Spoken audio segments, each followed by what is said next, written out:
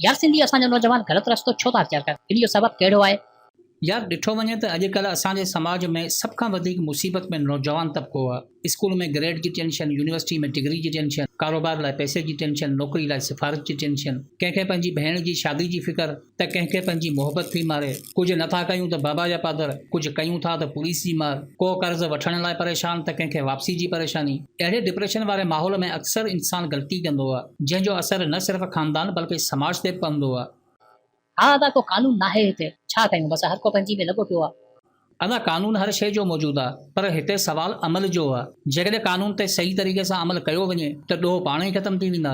तव्हांखे शायदि ख़बर नाहे त दुनिया में 80% ॾोह कानून ते अमल न थियण जे करे ई जनम वठनि था। जिते ज़ुल्म ऐं नाइंसाफ़ी उरूज ते हुजे ऐं पंहिंजो हक़ घुरण बि ॾोह सम्झो वञे, उते ग़रीब या गद्दार हूंदो आहे या वरी ॾोहारी हूंदो आहे। पर अदा जेकॾहिं कानून मौजूदु आहे त पोइ अमल छो नाहे? इन जो सबबु कहिड़ो आहे?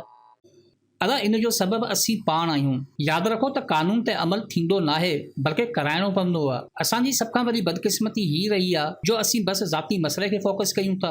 मसइलो उन्ही खे सम्झूं था जंहिंजो लिंक असां सां हुजे।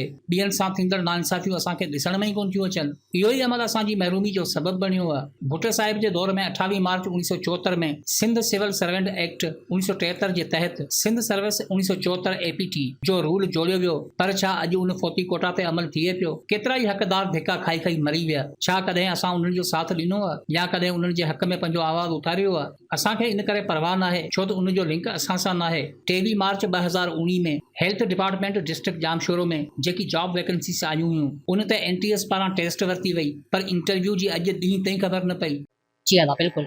पर अदा छो असां हिकु थी नाइंसाफ़ियुनि ख़िलाफ़ आवाज़ नथा उथारियूं? अदा हू हमरा जेको गऊं पायो पियो वञे, मूंखे ॿुधायो गऊं हमरा जी मोहताज आहे या हमरा गऊं जो मोहताज आहे? अदा ज़ाहिर गऊं हमरा जी मोहताज आहे, छो त गऊं जो चारो पाणी सभु हमरा जे हथ में आहे। अच्छा, ऐं जेकॾहिं गऊं जी गिची में ॿधल रसो खोलियो वञे त पोइ गऊं हमरा जे पुठियां हलंदी या हमरा गऊं जे पोयां डोड़ंदो? अदा पोइ त ज़ाहिर गऊं बेज़बान जानवर आहे। रसो न हूंदो त केॾा न केॾा मोह कंदी, पोइ इहो हमरा गऊं जे पुठियां हूंदो।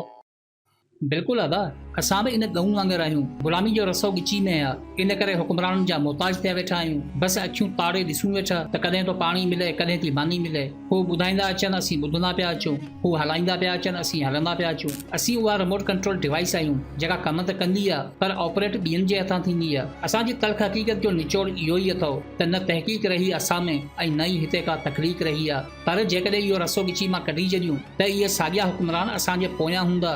WB येटिस जो चवणु हो त डिघे अरसे जी कुर्बानी पत्थर दिलि करे छॾींदी आहे, ऐं जॾहिं समाज में सिर्फ़ पत्थर रहिजी वञनि त समाज बेजान थी तबाह थी वेंदो आहे। रियासतूं तबाह थी जुड़ी सघनि थियूं पर समाज खे ॿीहर जोड़णु नामुमकिन हूंदो आहे। ज़िंदगी जो उसूल आहे त उसूल ते हलो, कूड़ खे लत हणी हक़ ते हलो। नाइंसाफ़ी जा मंज़र अखियुनि ते अचनि त क़दम वधाए मुक़ाबिलो कयो। ज़हन में रहे त जीअं नियत में तव्हांजो अमल हूंदो आहे तीअं ख़ामोशी में तव्हांजो मुक़दर हूंदो आहे। यादि रखो त अॼु जी ख़ामोशी सुभाणे जी महरूमी हूंदी, ज़िल्लत ऐं ख़ुआरी सां भरियल ज़िंदगी हूंदी। गुलामी सोच जा हामी सुधारे जी उम्मीद अजाई आहे, छो त जे समाज इहो ई रहंदो त ज़िंदगी इहा ई हूंदी।